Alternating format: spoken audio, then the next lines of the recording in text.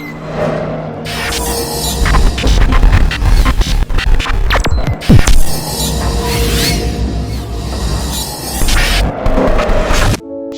dan selamat pagi. Firman Tuhan dalam Lukas 24 ayat 21 tertulis demikian. Padahal kami dahulu mengharapkan bahwa Dialah yang datang untuk membebaskan bangsa Israel. Tetapi sementara itu telah lewat 3 hari, sejak semuanya itu terjadi. Yesus bangkit dari kematian adalah fakta sejarah yang terjadi sekali saja dan hanya kepada seorang pribadi yang bernama Yesus. Sebelum kelahirannya, sudah dinubuatkan oleh para nabi. Ketika Maria, ibu jasmaninya akan mengandung, didatangi malaikat. Kelahirannya disertai tanda-tanda ajaib dari langit. Selama hidupnya diselimuti mujizat demi mujizat. Dari menyembuhkan berbagai penyakit, membangkitkan Lazarus yang sudah mati 4 hari, hingga memerintahkan badai dan ombak di laut untuk menjadi tenang. Bahkan, di saat matinya pun disertai keajaiban, dunia menjadi gelap gulita selama 3 jam, gempa bumi, pintu-pintu kubur terbuka dan tirai bait Allah terbelah 2. Puncak dari semua itu adalah di hari yang ketiga, Yesus bangkit dari antara orang mati, kuburnya kosong. Apakah Anda masih hidup? Inilah pertanyaan yang harus selalu kita tanyakan kepada diri kita. Banyak orang yang sebenarnya sudah mati padahal kelihatannya masih hidup. Kematian semu terjadi karena berbagai masalah. Menderita penyakit yang menahun, kebangkrutan ekonomi, moral yang terkikis sehingga mati rohani. Orang merasa hidupnya mati ketika dinyatakan kanker atau tumor.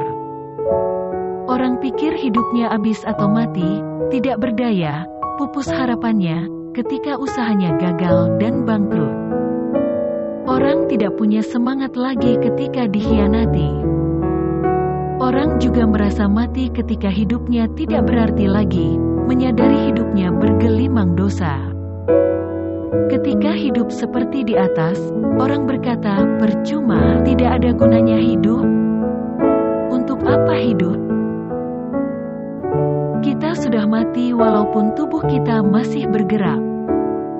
Itulah kondisi yang dihadapi oleh murid-murid setelah menyaksikan gurunya, Tuhannya, Yesus, yang penuh kuasa dan wibawa, yang selalu berbuat baik, berbicara benar, mati dengan cara yang mengenaskan.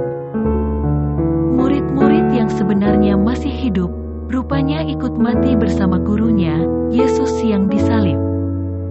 Murid-murid hancur tanpa ada harapan lagi. Apa yang mereka lakukan bersama gurunya selama ini kelihatannya sia-sia. Kebaikan dibalas dengan kejahatan. Untuk apa semua itu? Percuma, sia-sia. Lebih baik mati saja. Mungkin itu umpatan yang ada di hati murid-murid. Hidup mereka menjadi gelap dan pekat, menakutkan.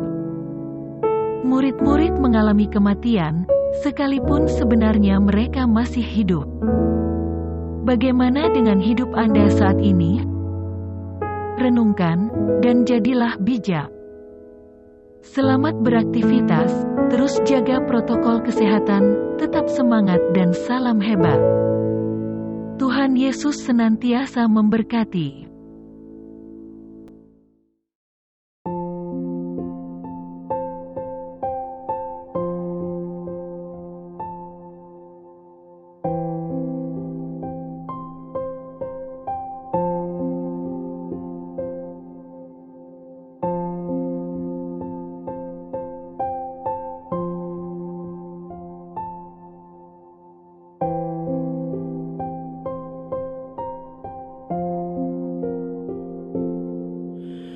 Bagi Yesus ku serahkan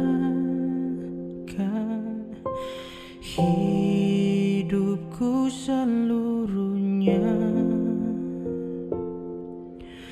hati dan perbuatanku pun waktuku miliknya. Bagi Yesus semuanya, pun waktuku miliknya. Bagi Yesus semuanya, pun waktuku miliknya. Tanganku kerja baginya,